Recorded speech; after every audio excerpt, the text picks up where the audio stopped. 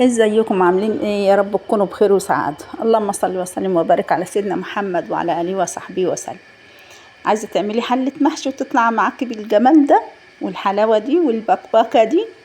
تعالي اقولك الاسرار بتاعتها والتركات بتاعتها، وهقولك على كل حاجة تطلع معاكي حلة محشي بالطريقة الجميلة دي وبالشكل الروعة ده، وطعمه تحفة وريحته جايبة اخر الشارع يا جماعة. هقول لكم على الحاجات اللي انا بعملها في المحشي وطريقتي البسيطة خالص، من غير تعقيدات ومن غير اي حاجة. يعني طريقة سهلة وبسيطة جدا في حلة المحشي الحلوة الجميلة دي والصوابع الكبيرة دي. انا حبيت اعملها كبيرة النهاردة. يلا نشوف الطريقة. اول حاجة معايا بصلتين كبار حلوين كده، حطينا معلقة سمنة، معلقة وشوية زيت. مش حابة تحطي سمن ما تحطيش سمن، بس السمنة البلدي او من العلبة بتخليه جميل وريحته مفحفحة. هندبل بس البصلة كده زي ما انتوا شايفين بالطريقة الحلوة دي، وهنزل عليها بالطماطم المفرومة. طبعا الكمية دي بتاعتك. تمام. انا عملت الحلة، في نفس الحلة دي انا هحشي فيها برضو، هفضي منها الصلصة بعد ما تتسبك وهحشي فيها، مش هغيرها. الحلة الألمونيا المحشي بيحلوش ما بيبقاش جميل وريحته تحفة إلا بالحلة الألمونيا. تمام. سبكنا الصلصة بتاعتنا، حطينا الكزبرة بتاعتنا وحطينا الكمون ونص معلقة قرفة. أيوة قرفة على المحشي يا أم محمد، هتخلي لك الريحة تجيب آخر الشارع والطعم جميل جدا. وطبعا الخضرة وفلفل اسود ومعلقة بابريكا، وقلبي الكلام ده كله مع بعضه. واخر حاجة تحطيها الخضرة، ما تحطيش الخضرة على الصلصة بتدبل وما بتبقاش ليها طعم.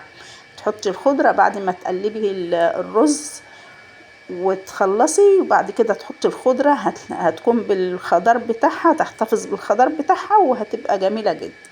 تمام. وهنبتدي بقى. وضبنا الكرنب طبعا، وانتي طبعا عارفة توضيب الكرنب، مفيش داعي، انا منزلة اصلا فيديو في القناة توضيب الكرنب والتفريز بتاعه. تمام. وهنعمل المحشي الجميل بتاعنا ده اهو بالشكل ده، ورصيه بقى. ولما ترصيه ما تزنقيش الصوابع جنب بعضها، خلي فيه مسافة بسيطة كده سنتي بين كل صباع وصباع، هتلاقي المحشي بتاعك استوى وبقى تحفة بالطريقة دي. تمام. التركات دي لازم تخلي بالك منها، زي ما قلتلك ما تزنقيش الصوابع في بعضيها، لازم بين كل صابع وصابع كده سنتي بس صغير كده، عشان ايه؟ لما تيجي تسقيها تشرب من المية، الشوربة ما تبقاش فوق الوش وما تنزلش لتحت.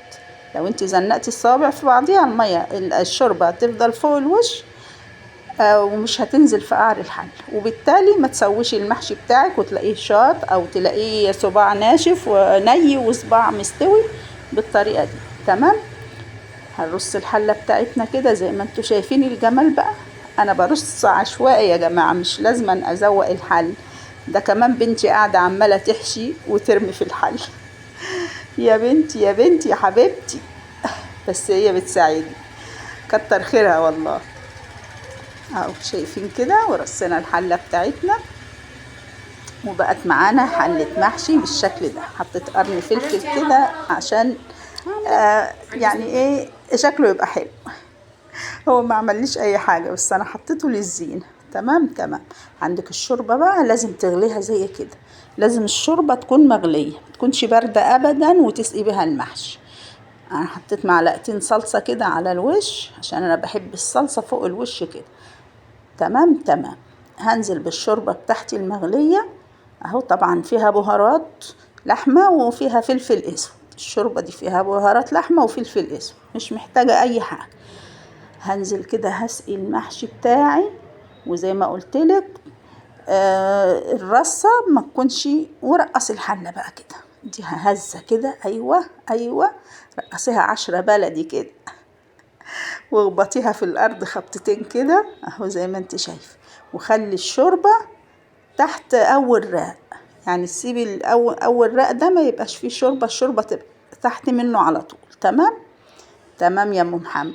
يلا نشوف المحشي بقى بتاعنا. اول ما يغلي تهدي عليه النار. تمام. انه بيبقبق كده من النص اهو، شايفين البقبقه اللي في النص دي؟ تعرفي ان انت كده عملتي حله محشي ناجحه. ان ما بقبقش كده من الجوانب ومن النص تعرفي ان هو ما اتسقاش كويس ومش بيستوي معاك. لازم يبقبق كده، وتشوفي البقبقه بتاعته دي تعرفي كده ان هو ممتاز في التسويه. تمام تمام. الله الله على حله المحشي. وصلتي معايا لحد هنا بقى؟ حطي لي لايك وشير وفعلي الجرس عشان يوصل لكم كل جديد من مطبخ اكلات مصريه. لو اول مره تشوفيني اشتركي في قناتي وشرفيني. وبكده هتبقى معاكي حله محشي ناجحه 100%. تمام يا حبيبتي. هتنزل الصباع كده ماسك نفسه وجميل جدا، مش مهري ولا فيه اي عيب. تمام تمام. استمتعي بقى بالمنظر الجميل ده مع حلة المحشي بتاعت اختكم ام محمد. زي ما قلت لك، حط لايك وشير بقى وكومنت حلو من ايدك الجميلة دي، وما تنسيش الصلاة والسلام على سيدنا محمد صلى الله عليه وسلم. واستودعكم الله واشوفكم في فيديو جديد، ومع الف سلام.